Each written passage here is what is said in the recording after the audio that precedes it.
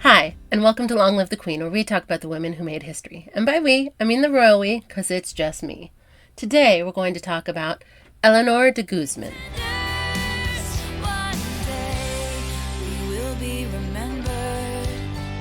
Usually, it's just me, but today I have my best sister Stephanie with me. Hi, Steph.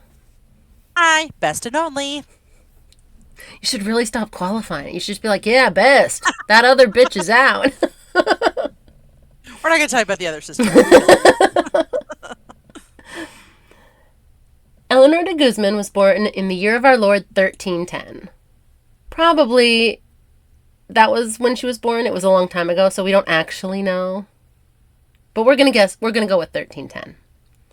She was the daughter of a Castilian nobleman named Pedro Núñez de Guzman and his wife, Beatriz Ponce de Leon, a great-granddaughter of a king of Leon. So those were neighboring kingdoms. Well, they weren't neighboring. There was stuff in between. But Leon and Castile were two kingdoms that make up North Spain today.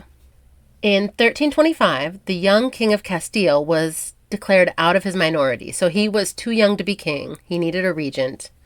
But now he was 14, and that was old enough in Castile to be solo king, which is insane to me. Can you imagine putting a 14-year-old boy in charge of your country? Absolutely not. I can't I, even. In England, it was I 15, like and that. that's also young. No, I like that you have to be 35 in our country to run it. Sometimes I I think that's a question decent if age. 35 is old enough. But No, yeah, I think that's an American problem, though. 35 should be old enough. it should be. As a teenager, Eleanor was married to Juan de Velasco. And we know this because in 1328, Eleanor's husband died at the age of 20. So she was an 18-year-old widow. That same year that Eleanor's husband died, the 17-year-old, now the king of Castile is 17, so now 17-year-old's in charge of the country, and he was getting married to 16-year-old Maria of Portugal, which Portugal is a country now. It was a neighboring kingdom of Castile then. I mean, what could go wrong with having somebody without a fully developed frontal brain running an entire ass country? Yeah. The marriage was arranged and reportedly quite unhappy, so that's the first thing that could go wrong. They were not happily married. I mean, was anyone happily married back then? Yes, but it was pretty rare. You have to, it's one of those things like I got married really young and we got lucky and we're still compatible once we got grown. Hmm. But everyone got married young back then, so a lot of them weren't compatible once they were grown Yeah. because they didn't know who they were going to be and they didn't have any choice in who their person was going to be. Yeah, and a lot of it was prearranged anyway, I believe. The king was in his unhappy marriage and he had recently met the recently widowed Eleanor de Guzman and he was in love. He met this widow, this teenage widow, and he was like, love her. That's the one I want.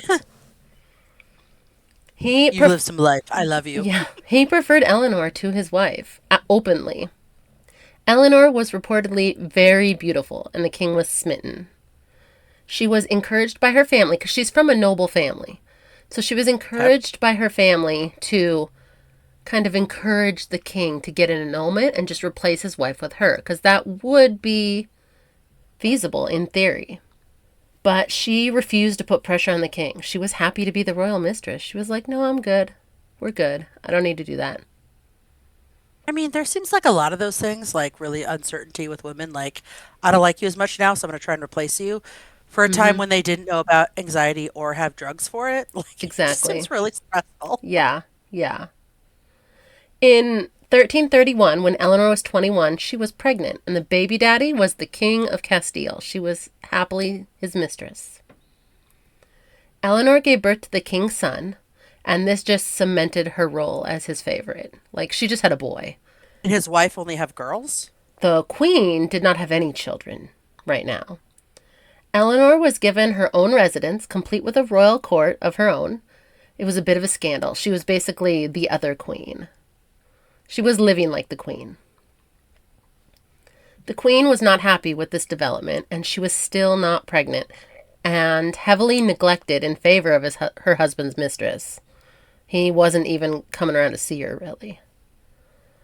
The following year, Eleanor had the king's second baby, another boy that they named Sancho.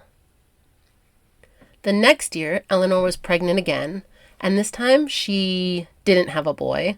She had two boys, twins, Henry and Federico. Be so pissed if I was his wife. Like, stop knocking her up with freaking sons. Yep, twins who lived, and she lived, and for back then, it was hard to have living twins and survive the birth process. You know the drill. Part 2 is on Patreon, and the link for Patreon is in the show description. See you there. Will be remembered.